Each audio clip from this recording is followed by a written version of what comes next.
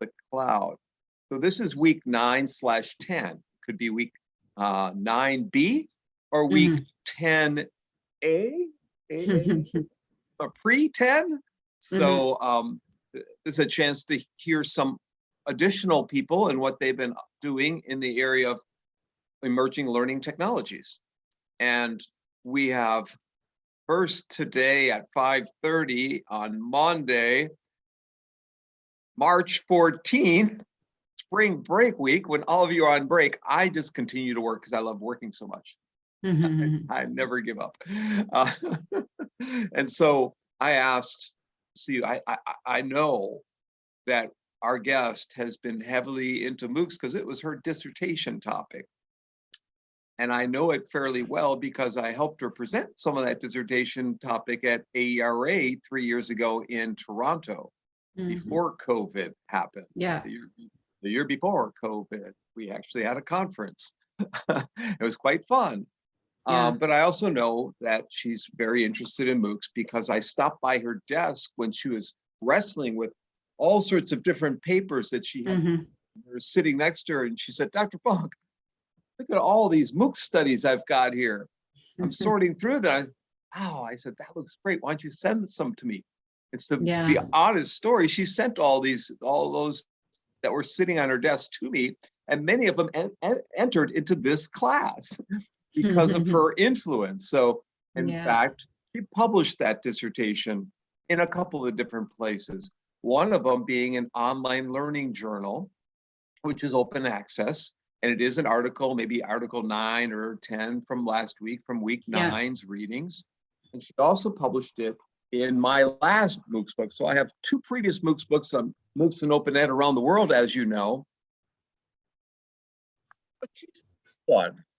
MOOCs and Open Ed around in the global South, not around the world, the global South. And her chapter is titled "The Emotional Benefits of Diversity in MOOCs." So diversity, equity, and inclusion is an extremely important topic these days. So that makes her chapter extremely important.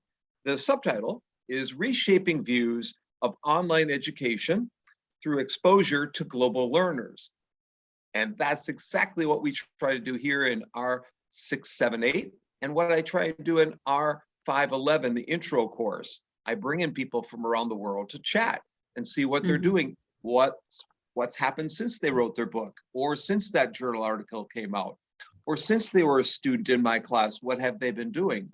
And so this is what her article is about, bringing people in from around the world and finding their diverse perspectives about how they design and deliver MOOCs. Some people do follow-up of students and around the world and how they take MOOCs and self-directed learning. And that's what Mena Ju and I are working on. And Trong knows Mena because she's published with her a couple of times, I think. Yeah. So Trong's from originally from Vietnam, from Hue, Vietnam, the old capital of Vietnam, in the center of the country, where I just happened to visit 8 years ago. It's going on 9. Oh God, 9. It'll be 9 soon in a couple of months. So where I got various suits, pink and purple, and I don't know, some other colors. It's a great city and just a great country to go visit and see all the scenery. But she had a chance to come to the United States for education first, maybe down in southern Texas, getting her master's. It might be related to English or TESOL or something like that. It may have been not Brownsville. Was it Brownsville or somewhere else? Edinburgh. So it's University of Texas Pan American, and now it's renamed as UT Rio Grande Valley. Oh, that's right.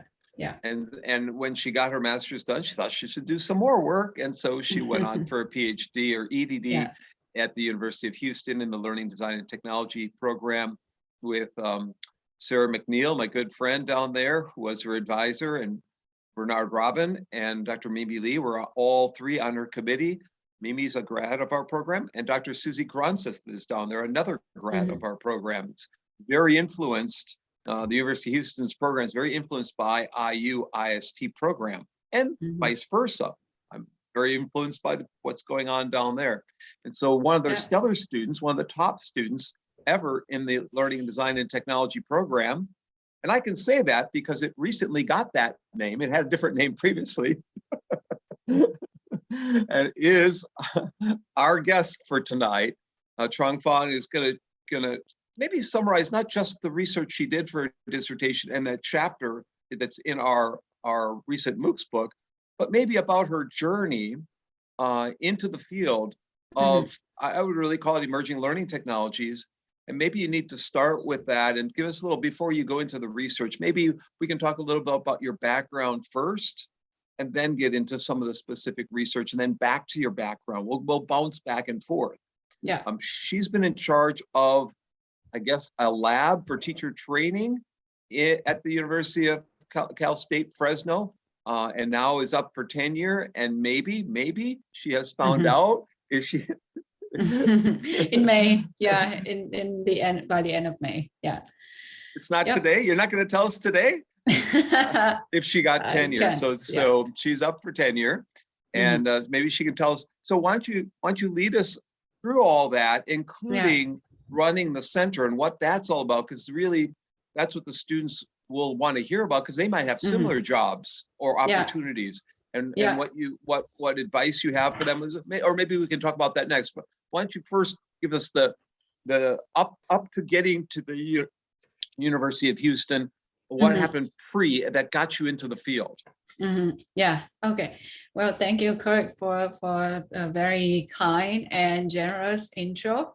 And thank you for the opportunity for me to be here. It's an honor, and it's always a pleasure to be in Kurt's class.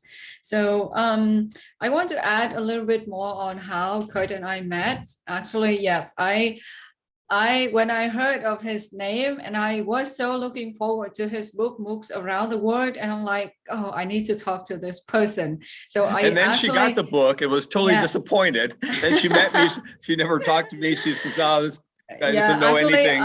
I follow him to UH Delta, where he did his 6 keynote speech the next day from 8 a.m. to 4 p.m. So we were like screwing around that campus the whole day. And that's the downtown Houston campus. Yeah. The downtown campus. Yeah. They might have missed that. Yep. Yeah, but I kind of want to start from with the MOOC story from U of H. So I joined the program in 2012, but not until 2014 when MOOCs really kind of blooming at U of H, or maybe we at the College of Education, we pioneer with some PD MOOC course for K-12 teachers.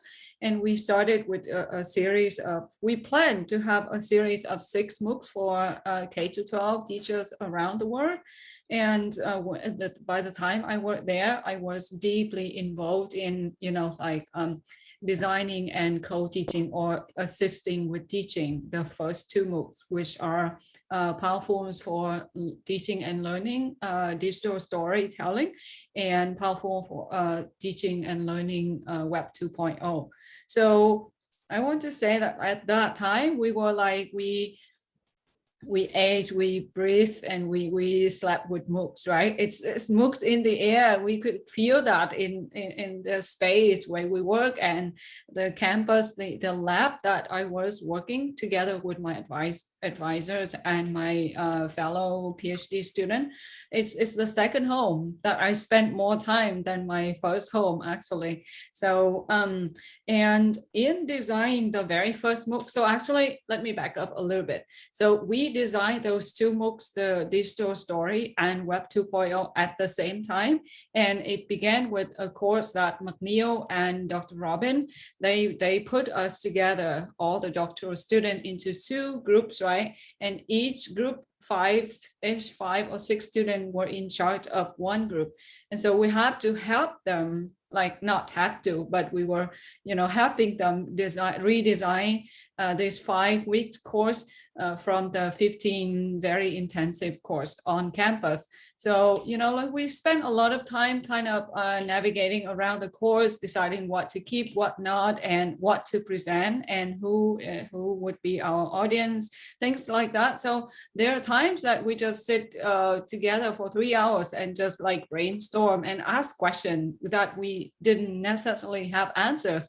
So that was exciting at that. It was like a little bit like sometimes felt like shooting in the dark at that time, but now I'm thinking about it, it's really like one of the best learning experience there, because it's so organic, it's so authentic, and it's so pioneering, which all I love about.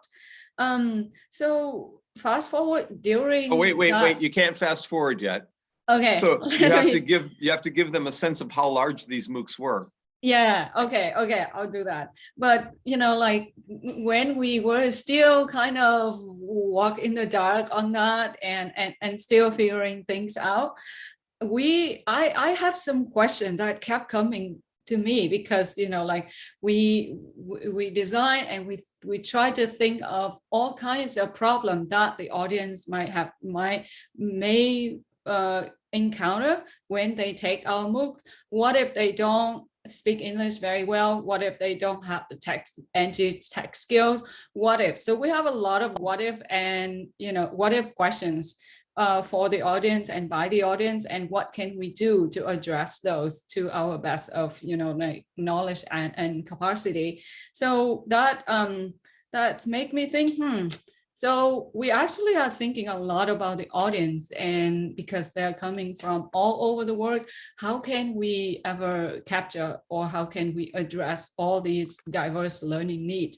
And that's, like slowly but surely it's becoming like a very pressing question for me. And I'm like, okay, so how about other instructors around America? Those are offering MOOCs like us. Are they asking the same questions like us? Are they, pondering the same issues and like, do they have the answers, or maybe everyone will have different approach and strategy? So let's hear from them. So one of my fellow PhD, classmate, he and I, we said that, okay, let's ask all the instructor. So I browse around all the instructors on Coursera who offer like MOOCs in English, because like we think that narrowing down to one language was good, and we can like exclude all the other language variables, language of instruction variable. So I found about like 83 different courses and instructor, and I'm like, I'm gonna interview all of them. And I came to tell my advisor, Dr. Sarah McNeil, and she said, Trang, are you crazy? And I'm like, why? Because before that, I read the article by Holland and Tihari. I'm sure Kurt know about them. From Columbia Teachers College. Yes, it was in our class last week. There was an article by them last week. I know that they interview about 80-ish people on that very topic. And I'm like, I want to do the same, but but they were paid to do that. That was their job. I know. I talked to Holland. Yeah. And then I'm like, but I look at their questionnaires and I feel like, no, my questions would be very different. Actually, my topic were a little bit more in depth. And then if I interview 83 people, I would need 5 years to just analyze the data. So let's just, let's scale it down. And also when I have a list of 243 something instructor, and I email them all. And, like a lot of emails came back with no response. And some came back with a no response, some came with maybe, and I could not track them further down. And but eventually I could nail down to 15 of them who said yes, and who was so kind and generous to offer the time to interview. And, I was a student at that time, so I was new to the research. I think, like I was mainly guided by my passion for the topic, my desire to know the answer and to explore all aspects of the answer. But I was not who I am today, right? I didn't have the experience, I guess. So I would just like being guided and led by my passion alone for that. So that was something, but I feel like these instructors, they were kind and they realized that and they helped me. And actually there was one professor from Duke University.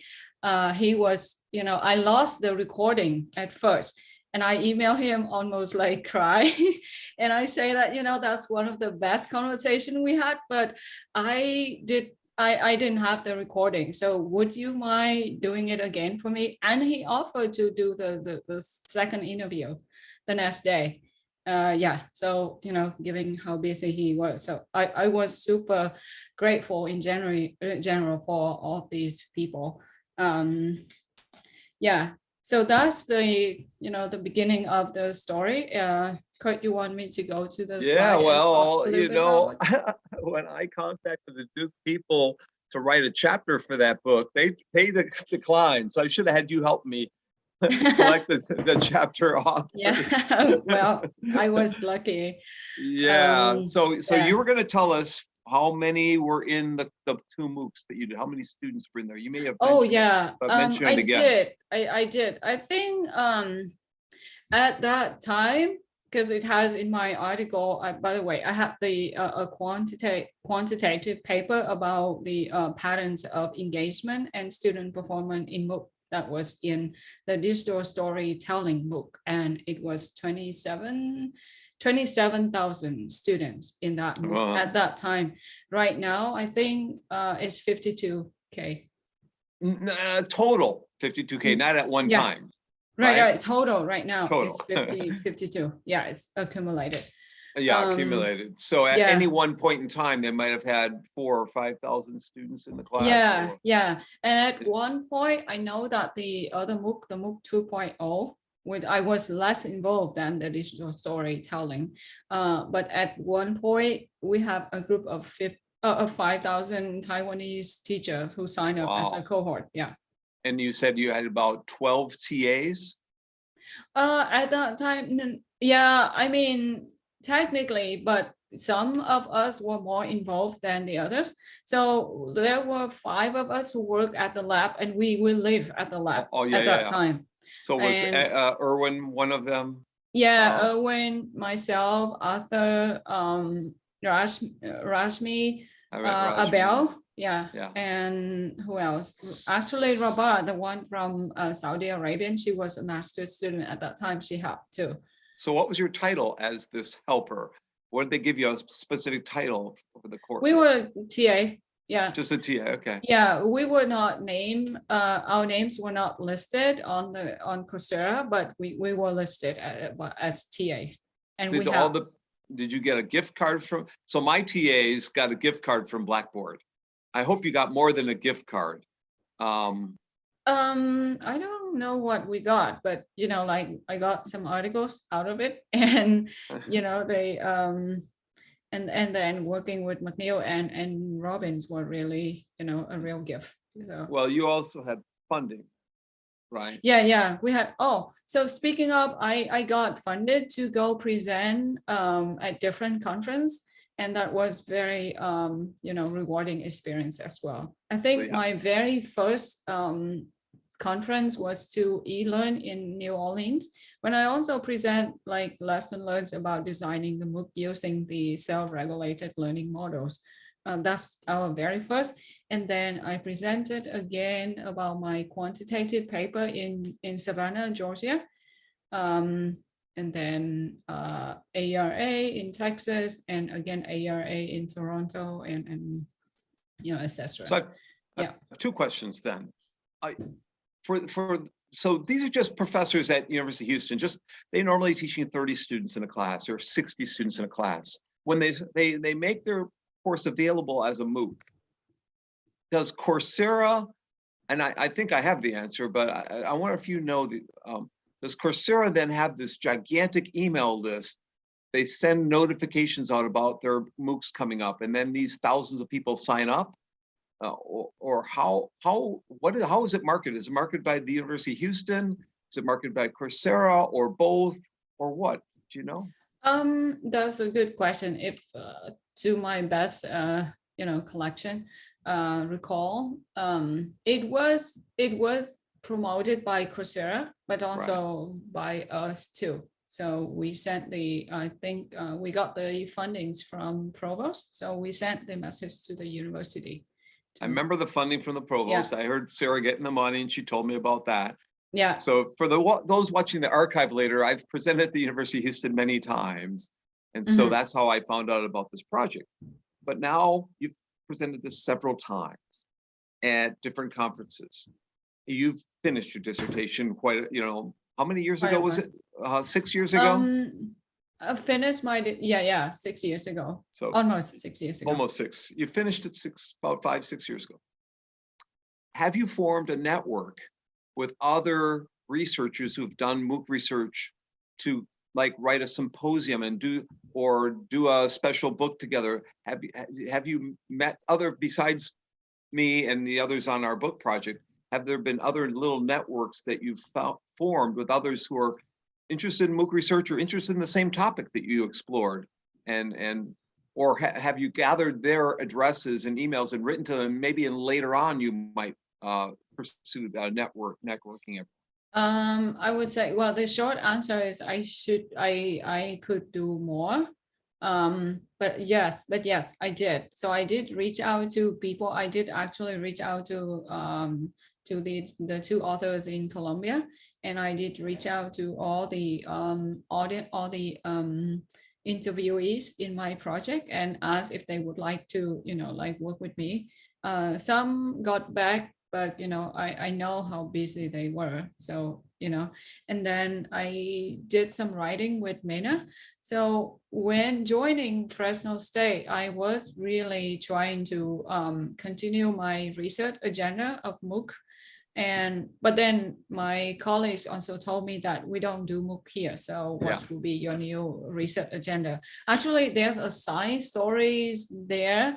When I did my job talk, I don't know if Kurt knows about this, but when I did my job talk in 2016, my presentation was all about MOOC studies, future research and everything. And during the lunchtime, the search committee chair told me, Trang, so at the CSU San Diego, the provost there, they imported this MOOCs by Sebastian.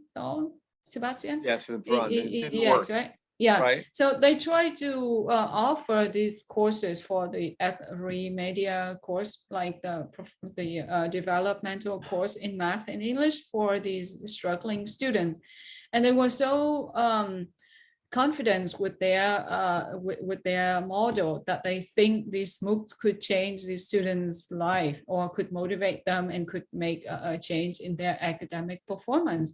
But it turned out that it did not, because first it's free. The student, they didn't feel that much of like obligated to go and finish the course. So nothing changed. And it so the students' academic performance didn't change, and it cost the provost a job.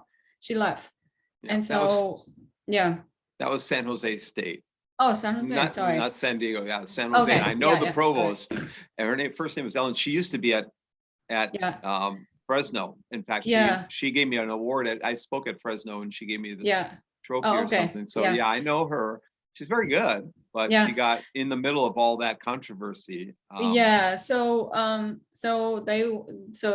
the Fresno State folks say, so we like no to MOOCs, and I'm like, oh, interesting. My job talk was all about MOOC, but they say, oh no, don't worry. Like your presentation was very research based, so we don't take it that way. Anyway, but when I joined, sorry, Kurt. When you joined, no, go ahead and finish your. Oh, okay. And then I have a question for you. So I had that as the very first kind of like information piece at the job talk, and later I tried to get people to build some MOOC course, but like it didn't result in a complete course yet.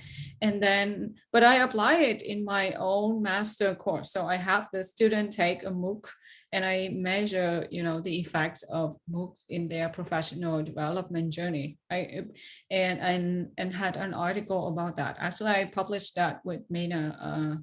Kurt, if you want to share the paper with the student, feel free to.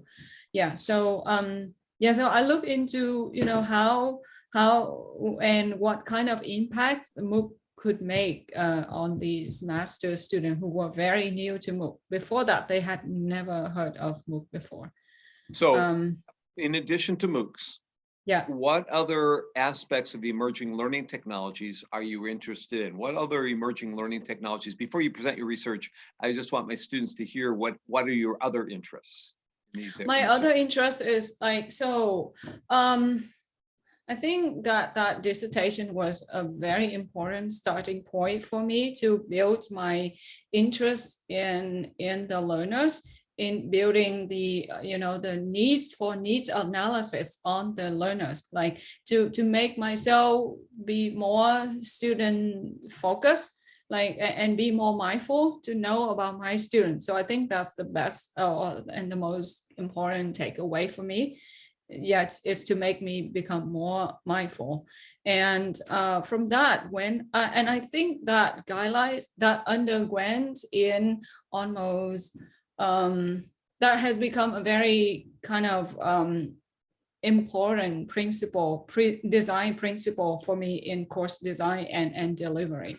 For example, when I designed the course, I think about the students a lot more. Like, I screen their entry-level skills, and I want to know their purpose of taking the course, and kind of divided the students, and things like, and be more preparing and mindful about the instructions on a weekly basis. Yeah. So that's what you're interested in. Now, if I ask you the same question, the faculty who come to see you in your lab, what kinds of emerging learning technologies are they trying to integrate in their classes today?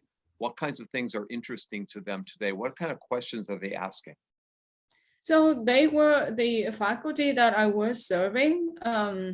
They were more interested in, like the tools, the applications that they can use in their classroom. So I did provide training on a semester basic. Like back then I did the Google Classroom, Canvas, and things like that for them. And we did some video editing training as well. And me and my former staff, we did that. I think also flipped classroom and blended learning were topics as well.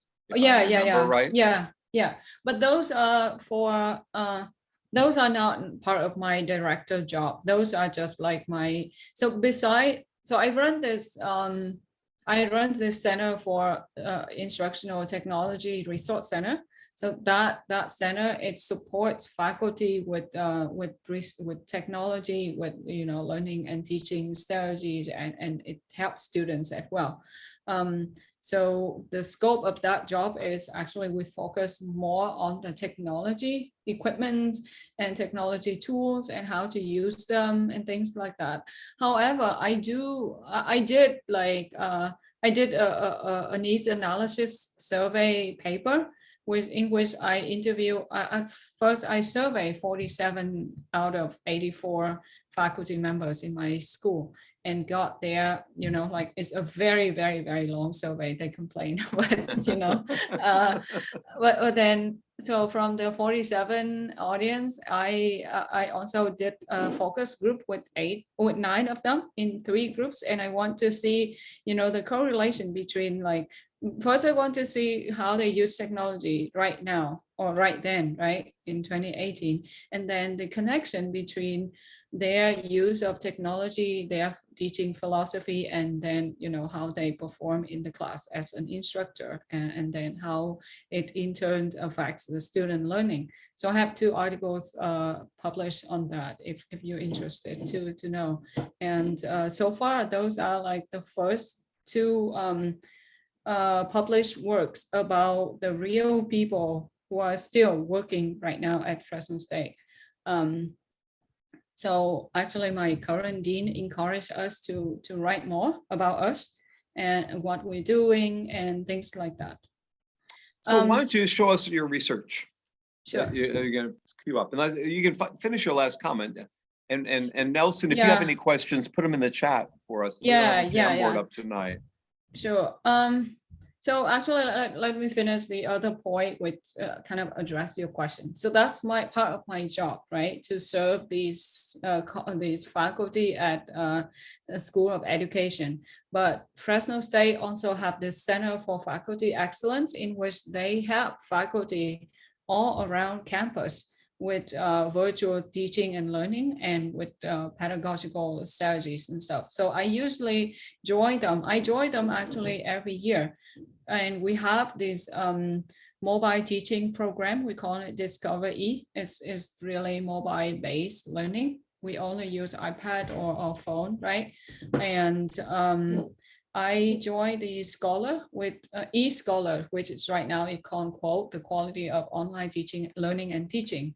Quote is the CSU system thing. And so I got the training certificates from there, and I did the summer academy. And during COVID, I joined as the facilitator, and I was helping to facilitate faculty learning of learning how to teach virtual, how to teach virtually. And I also did training in Vietnam for faculty and high school teachers there, using technology in English classroom, because English is my major, right? And then that's before COVID actually, and that training was in the it's funded by the U.S. Embassy, and it's happened at Vinh School, which is like a very kind of high-ranked school there. And during COVID, I was hi Kristen. He's connecting. So, hi, Kristen, can we hear us? Yes, yeah. I can. Okay, Now. Great. Yeah, yeah. So during COVID, okay. So during COVID, I was invited by the minister, like an organization under Ministry of Education, to do a 1-week training for teachers there too, on how to teach virtually, because they were very, very new to virtual teaching at that time. They literally, teacher didn't know what to do when the COVID started, but now they are quite adaptive on that. So Strong had to develop her own curriculum. May go back this summer. So as you can see in her explanations, Strong doesn't take a break. Typically, but if you're a friend of hers in Facebook, so she does take breaks once in a while for a couple hours on Saturday, Sunday, right? Well, good. I may sound like I work more, but I do take breaks sometimes. She goes to Yosemite and all this, yeah. Yes, So. yes. And now I do karate. Yeah, it's fun. If I see you next time. Yeah, yeah. Anyhow, so I was about to share with you my website, which I make it into a design, design portfolio, in which I show these 3 design project in which like design thinking and this mindfulness for learners was the underlying principles and guidelines for my work. So back to your question, Kurt, like how did this research kind of shape my career-wise, or shape the way I teach? That link didn't work, by the way. Your link didn't work. So I'll share with you in a bit. How about after this? Yeah. So my internet has some issues right now, but yeah. So after all the effort with MOOCs, and in 2017, I found this contest, this global contest, about like designing for displaced learners using technology, and I came to know this method called Human-Centered Design. And so I designed this, and I used digital storytelling as a principle to offer this course for these displaced people, because my argument at that time was like, these people, they left home, so maybe there's a way, if there's a way, a chance or a means, a channel for them to tell stories about themselves. I call it stories away from home. If that would be like a soothing mechanism for them, or it may have, it may be counter-effective. I don't know. It may be a double sword, but at that time, that's my argument, and my submission was listed, was shortlisted. Unfortunately, I didn't get selected for the final awards by the Australian government. But the best thing coming out of that competition, that global competition, was this human-centered design. So I dive into it a lot, and I use that principle in my teaching, and I found a lot of like similarities and connection with, you know, what I've done before in my dissertation, because human-centered design is literally, you put the audience, the people you design for, at the center of it, and you believe that these people who knows the problem, or who are having the problem, are also owning the key to the problem. So the best thing to, you know, like the best source of information is them, right? You should go to them, ask them questions, listen to them with empathy, and, you know, with understanding and things like that. And that would be like, you know, a very valuable source of info for you. So so my research took a turn from MOOCs to design thinking, but I saw a lot of like similarities in terms of, you know, like how to be mindful with the student, how to do a very like careful needs analysis, and how to shift yourself, and how to have like a beginner mindset when you start doing something. So like you take away all of these assumptions, you take away all, you unlearn things, right? And you relearn based on the audience that you have. So let me see. So Nelson's question in effect is, when you get a job after graduating and you find people aren't really that interested in your research, how do you feel comfortable in that work setting? How do you feel motivated in that work setting and align yourself? You know, do you try to toe the party line and just do what people want you to do, or do you you tunnel away? For me, something? It's a little bit of everything. So for the first 2 years, or the first 2 or 3 years, I still wanted to pursue MOOCs, right? So I took some MOOC courses myself as a student. I published 3 papers on my dissertation, and I published 1 or 2 more papers on MOOCs that I apply in my in my course, the inner courses that I teach at Fresno State. So those are like MOOC related effort. And then on top of that, I was, but I had a very busy job there actually. My title was dual title, assistant professor and director of Instructional Technology Resource Center.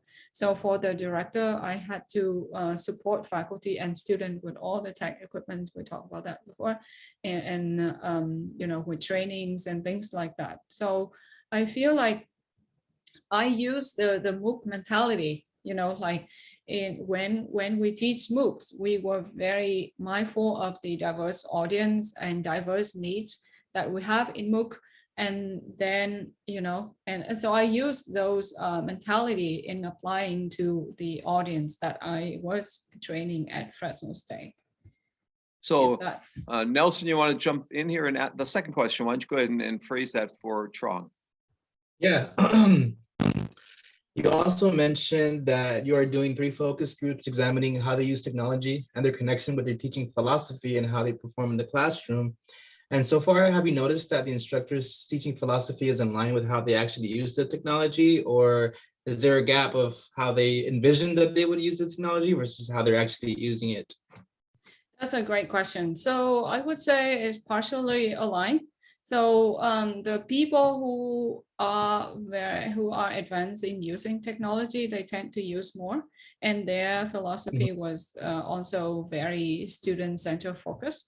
And they are also very autonomous learners as well. For example, if they know that they're advanced, they usually seek to find the solution. They do their own troubleshooting versus people who are less tech savvy. They became shy and they would not ask questions, or they would just go to you to ask all the basic questions if they feel comfortable doing that. So my job at that time, so that research was really to help me to delve into, and I hope that, to be super honest with you, I think the research findings, it capture a good chunk of like reality of Kremen. I don't think it capture everyone, right? Because because the response rate was like 54%. So I'm still missing those 46% somewhere, and I don't know what they think and what they did, right? I mean, I did, but I could not put in the research. So I would say it captures somewhat like the gist of the reality, but like not the whole 100% of the picture. Just that's maybe is a disclaimer there, I would say. Yeah. But yeah, there's some alignment and there's some like envisioning. Yeah, some people wish they could be more tech savvy. They could, like try to learn more, try to pick up more, but they don't know how to. So we suggested these PD courses from the Center for Faculty Excellence from the university, or that actually gave me, like feed me into like designing the training course for them. For example, from the survey, besides writing up the papers, I got the needs from them, from the response, and I put the courses for them to take. But again, like it's one thing that they say on the paper, you may have like 10 or 12 people telling you what they need, but when you offer the course, maybe if you're lucky, you have 5 people attend it because they're busy as well. So yeah, even like when you have the data here and you try to respond to it, but then like when you offer things, not everyone could attend. So that's a reality to be mindful of too. Nelson, I hope that answered your question. Yeah, that did. And I remember I had asked Dr. Bonk, like in a previous discussion, is there data that tracks how students use MOOCs and then go back to their jobs and apply like what they learned from those MOOCs? Because I'd be very interested to see like just how useful the MOOCs are in work, like the real workplace settings in it. Dr. Bonk suggested kind of looking more into professional development with MOOCs, and that's kind of something that you're doing now, right? With your own, as you teach, I think, professional development for instructors. So I just would like to learn more about like your process, maybe get some article links to the work that you're doing regarding that. Actually, that's maybe what I wish to do, because the PD MOOCs that I had my student did was when I taught the master class. So after that class, someone else took that class, someone else teach that class, and I was teaching a doctoral class, which I didn't have a chance to offer MOOCs because we did something else on ad leadership. And now I'm teaching undergrad and advising students. So I was wishing to follow up with these students to see how they, how they use the MOOC, or how it, like how it affects them in their work life. But I didn't have a chance. One of the other TAs did a study of self-regulated learning in MOOCs. Erwin did his dissertation on student self-regulated learning. And that was kind of, and I'm on the paper. I can send that to you. It's not what you exactly asked, but it got at the learners and what their changes in terms of their cognitive processing. Yes, if you will. There are studies though about change of jobs and all that kind of stuff that have come out. I'm trying to think of who published those. It might be Duke, or it might be someone else. Might be Teachers College Columbia, who looked at what was the impact? Did they change jobs, change careers, get a pay raise? Anything overall. It might be part of the Holland study, the Teachers College study, a little bit in there. And we assigned that last week. Look at Holland, and she might have some of that in there. But there's someone else too. It might be BYU. I can't remember, but they did look at that, and I did have that data early on. But you do a little bit of exploring. You'll find stuff on career and life change, and I'm really interested in that too. Not just from MOOCs, but from informal learning, from open courseware, open education. All these. Did it make a difference? Yeah. And I may also add that, like my research was like 6 years old, right? So at the time we carry out this study, MOOCs were offered primarily by the university and for different purposes, but it's mainly by university. Now is less so, I would say, and more of from the private sectors. You would find a lot of MOOCs from Coursera by Google, IBMs, and big tech companies, things like that, and who are very, like big giant companies. So the student would actually take computer science or data analytics courses from these companies and things like that. So I think, speaking of like job change or promotion, or like getting MOOC certificate or all these online course certificates for job opportunities. So there's a lot. So Trang, you need to spend 10 minutes or so, running out of time, showing us your research. I had told you 15, but if you could just give us the 10, 12 minute kind of an AER. Sure, yeah. Let me share the screen right now if I have it here. As you can see, you've generated a lot of discussion, and even you got Christian stopping. He was cleaning his garden. He stopped it, get mulch out and all that. All right, Christian. Let's see. Yep. Yeah, all day from 8 o'clock until 5:30. And he still had to see you. He's been working hard all day, and he still didn't even shower, and you jumped right in here. So. Oh. I did shower. Oh, you did? Okay. All right. That's why he's a few minutes late. Okay. Yeah. Oh, look at, there's some name that's familiar on this. Okay.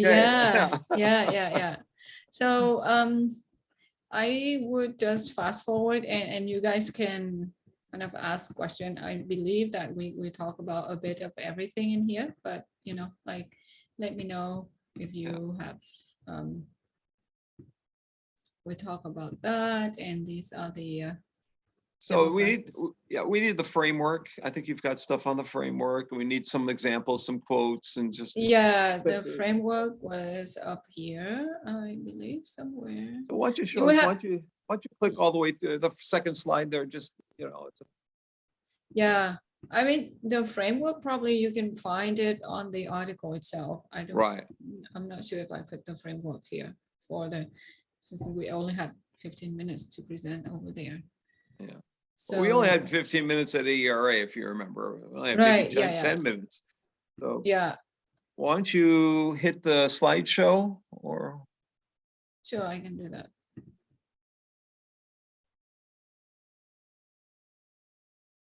There we go. All right.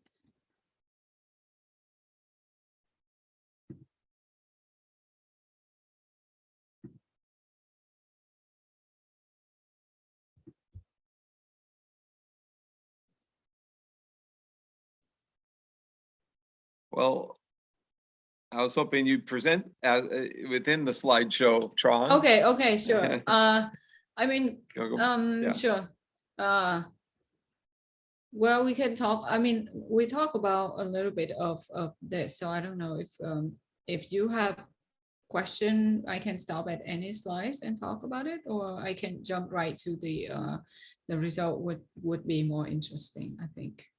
Well, you see the range of age. Go ahead. Yeah. So these are the demographic info of all the participants, all 15 of them, who all have PhD and their years of experience at the university. I think it ranged from like 5 years all the way to 50 years, which was really remarkable.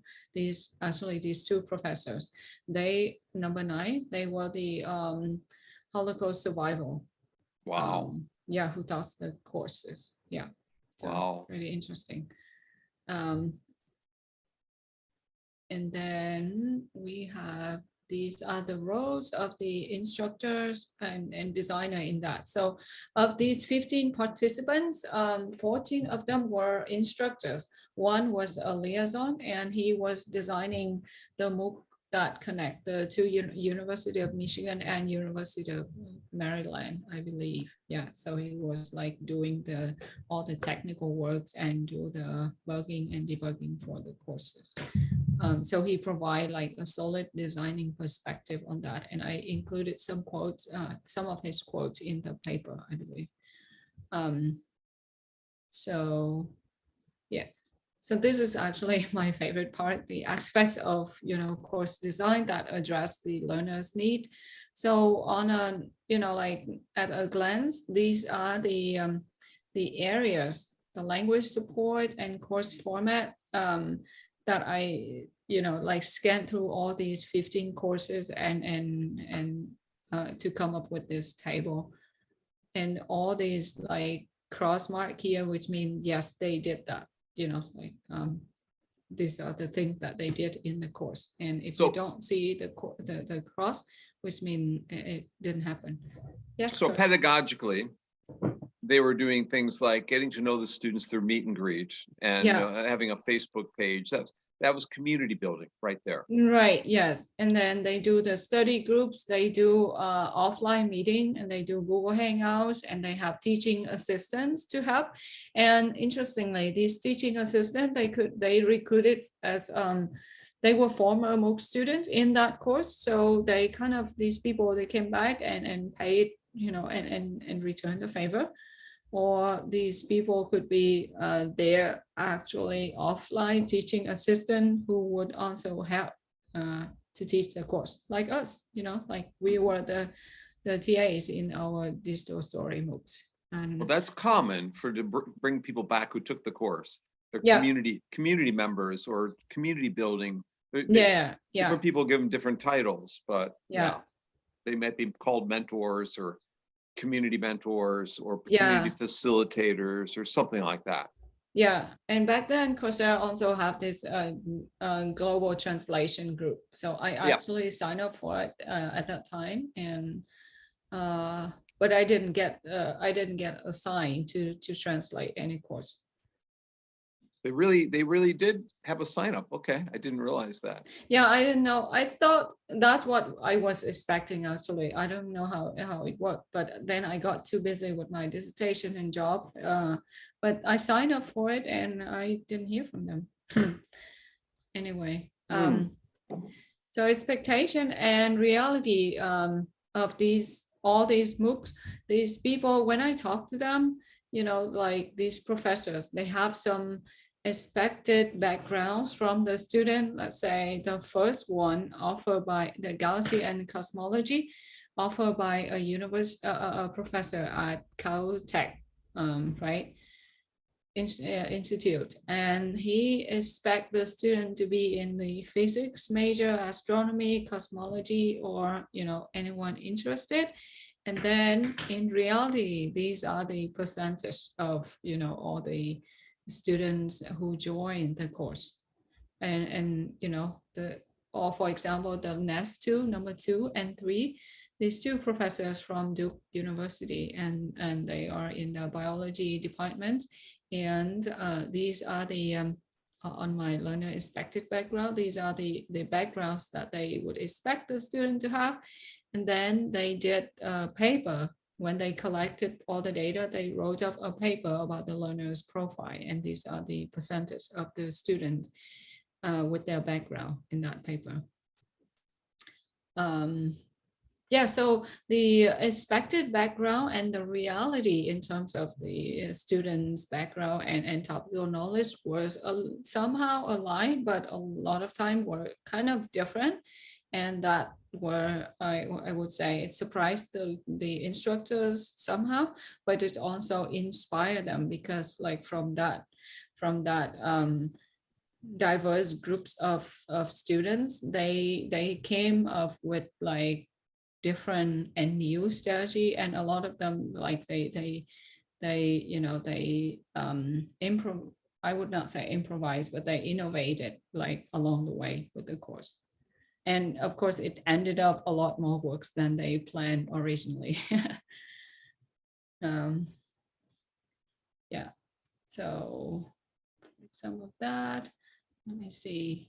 Okay, so this part's also interesting as well. So addressing these, and so I go from roles of instructors, designer to pedagogical concern aspect of the design. So we talk about the perceptions of diversity already, and for the instructional strategy, there were 3 themes that I could categorize, like given the data that I got, and we can go to that and talk about it a little bit if we have time, Kurt. Yeah. Yeah, so the first one, for the first theme, the language support, we have so all the instructors, almost all of them, right? So P here, as you see, as stand for participants. So we have participant 1, 2, 3, 6, 7, 8, 10, 11, 12, 14, and 15. They all kind of agree that language play a very important role in MOOC learning outcomes, especially for learners who did not speak English as their first language, right? I mean, this is common sense for us maybe, but at that time I need to ask to figure out, because we could not assume, because we didn't know who were the audience for their classes. So these are the strategies that these instructors offer to help. So they provided the transcript for their lectures, translation as requested, subtitles for the videos, and they provide PowerPoint slides and visual aids to help with comprehension. And some instructors, they say that they speak clearly and slowly, and they could not emphasize enough on that, because they say that, oh, because I was learning a foreign language myself, so speaking clearly and slowly, I know it helps because someone did that to me, so I was trying to do it with these international students. And they also allow the student to submit their work in the language of their choice. You could submit in Chinese, in Vietnamese, or another language, provided that you would have like more or more than 3 peers to review your work, right? That was only P6 did that of your 15. Only P6 did that. Yeah. Yes, but I thought that was pretty interesting. Actually, these 2 instructors, they are in computer science from San Diego, UC San Diego. Yeah, I still remember, because when I talked to them, they were so passionate and they had just a lot of stories to share. Kurt, actually, this was like probably one of the most interesting studies I've done in my career so far, because it's so new, and I didn't know what to expect. I mean, I knew a little bit what to expect, but the content, whatever they told me, I kept asking and kept diving in and asked for more, and the more I asked, the more questions I have, and it's just so interesting. And of course, I can bug them more with my follow-up emails and ask more and get more information that way after the interview. So I was really impressed with their can you go back just a second, go back one slide? Sure. Yeah. So you got support. study guides, you've got video lectures, you've got self-testing, you've got kind of almost flipping the classroom through scaffolded videos, examples. I mean, what you would expect of a good course, in a traditional face-to-face or online. They're just extending that over here. But go ahead to the next slide. So this is the content support, and honestly, I mean, now maybe these findings are not that surprising to us because we're so used to it, right? And then we do it in our online courses, we do it on a daily basis, and I'm sure we do a lot more of this during virtual teaching during COVID. But back then, so, 6 years ago, these were kind of very interesting and pretty new findings at that time because everyone was pretty new to MOOCs, and these are the things that they did as they went along. So this is the theme 3, engagement facilitation, and these are the things that the instructor they did to help the student to engage more. For example, they try to provide peer instruction whenever possible, and they allow the learners to upload, videos of themselves explaining concept. That is, to me, was very student-centered driven. Like they break the audience into regional distribution groups so people can, and that was actually a topic which was very political related. And they did that so that the student, they not only they could get together offline, but they kind of have similarities, regional similarities to talk about, which I think was very smart. So this slide to me seems to be really interesting because engagement's always a hard thing to pin down in facilitation. And when you got, you're telling personal stories, that's gonna be a big winner there, honoring their voices. And correct, I use a lot of these strategies in my teaching, so I'm actually very grateful for this finding. Honor voice and choice of learners, their opinions, their background, and their experience. I mean, I've been doing that since then, and that actually inspired me to another paper when we did this personalized learning initiative at Fresno Unified School District, and it was supported by Microsoft. So we came in, we interviewed the student, and we tried to see how technology helped the student, to make to make their voice raise, to have a voice, choice, and collaboration during learning. So voice, choice, and collaboration. Yeah. I use number 1 in this class. They have the students generated an alternative syllabus. Of course, I helped them do that, and Christian helped them do that. So it's a team effort there. But number 1 is critical. I think the forum idea, extending the forum for personal stories. And having people tell personal stories. These are ways to get student empowerment and control of the class. You're shifting control, right? Through these things. We only have a couple minutes left. Why don't you share us with a couple more slides, and then we'll wrap up for today.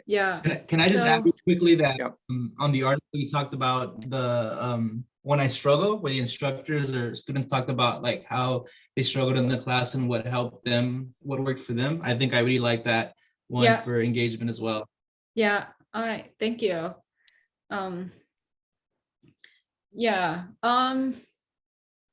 The struggling definitely was very unique, and it's very kind of there's some deep stories there that they share, and I appreciate those findings a lot.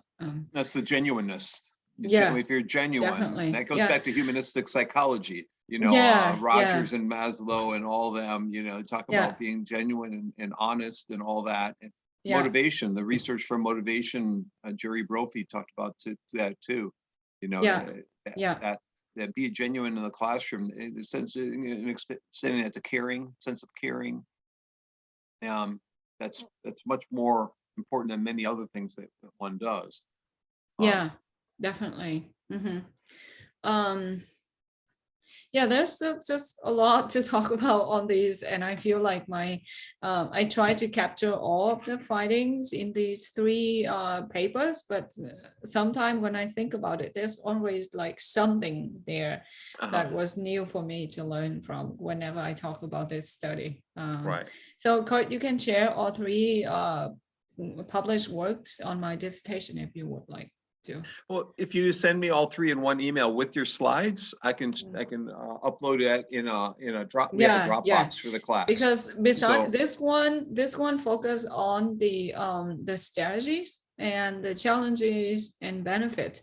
The other one talks about how the instructor using the MOOC strategy back on their on-campus, right? So they went from on-campus to MOOC and back to on campus. But imagine when you are from home, you took a trip far away and you come back, you're not the same person anymore. It's the same analogy, I think, after they teach the MOOC, they say that they're not the same instructor anymore because of this global perspective, because of all the experience they had with the international students. So these experience actually shape their design and course delivery, and of course, when they're back to on-campus teaching, they brought all this learning and experience and strategy and apply to their on-campus courses, which were very, very interesting to me. And then, of course, on Kurt's book, the chapter about the emotional benefits of diversity, how knowing about the students' diverse needs actually shape their teaching even further. That was a very emotional piece of paper for me too, because I feel very connected with that. So why don't we stop share? I guess sure. why don't you stop, unless there's a critical slide to show anyone's left. But I think at this point we have to wrap up, and I'll need a little break before we go into the next session.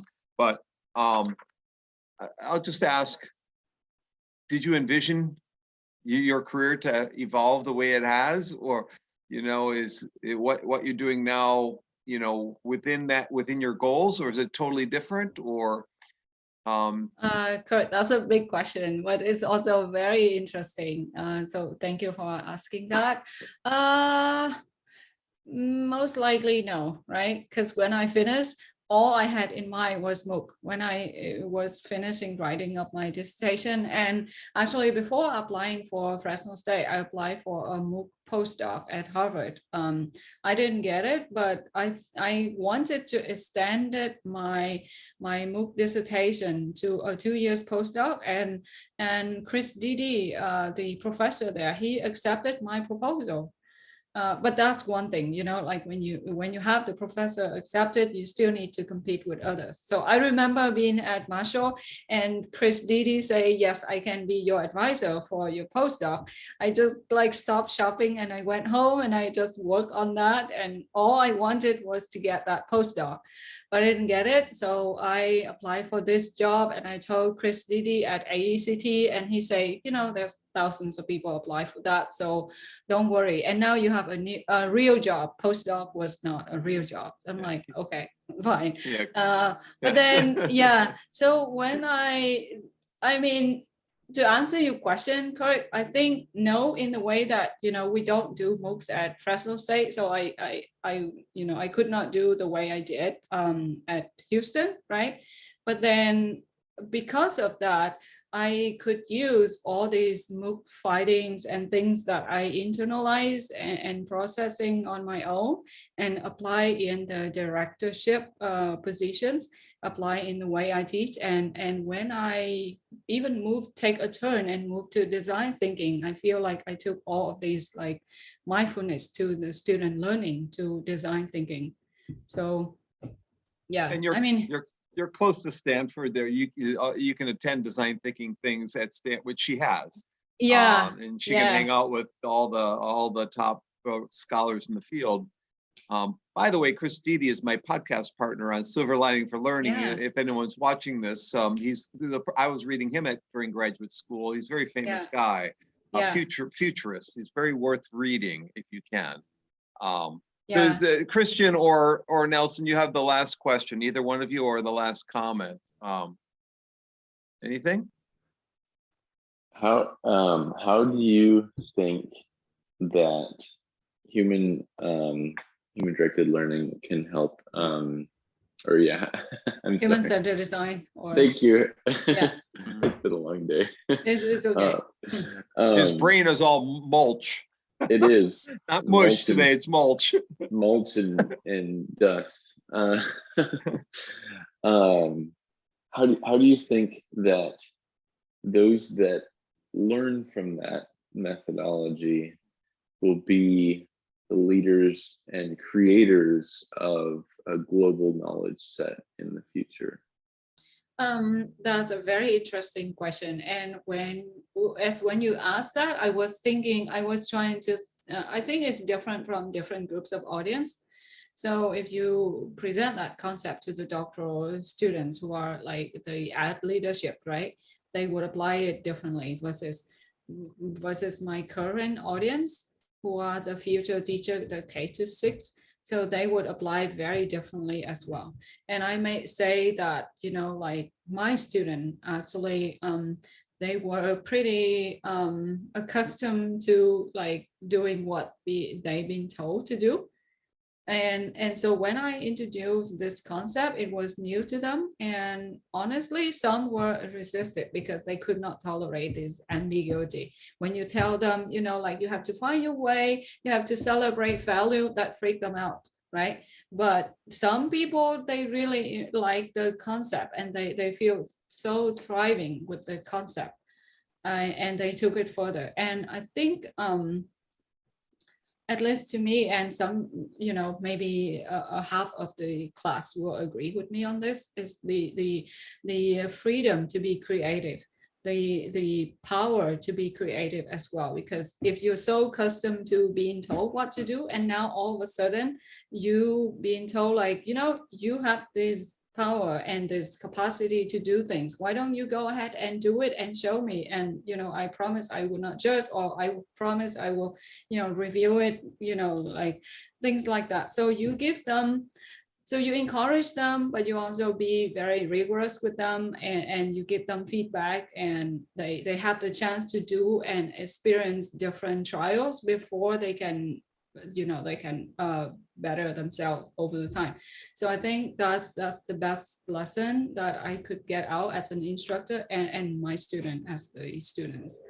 And then, well, they told me that they would apply design thinking in their teaching, and will give their students the freedom and the honor to, the freedom to raise their voice and to make the choices, and they would like to be an option teacher in their classroom. So I took that as like rewarding. I'll have to end there, guys. With questions. You can make a final comment if you'd like. Nelson, any final comment? I just wanted to say thank you so much for your time. I really appreciated this presentation, and go California. I miss it out there. Yeah, come visit us again. Yeah. So thank you for having me here, Kurt. Yeah. So what I'm going to do here, just saying, so I want to thank you too. This is the first time I think you've been my guest. I don't think you've been before, right? So thank you for that. It's been real enlightening, and it's during spring break. So this is a bonus session for those students watching later.